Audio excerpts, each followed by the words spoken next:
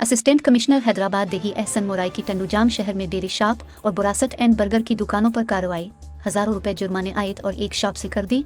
Assistant commissioner taluka Hyderabad देही ने deputy director Sindh food authority की टीम के हमरा टंडूजाम के डेयरियों और फास्ट फूड रेस्टोरेंट्स पर छापा मारा।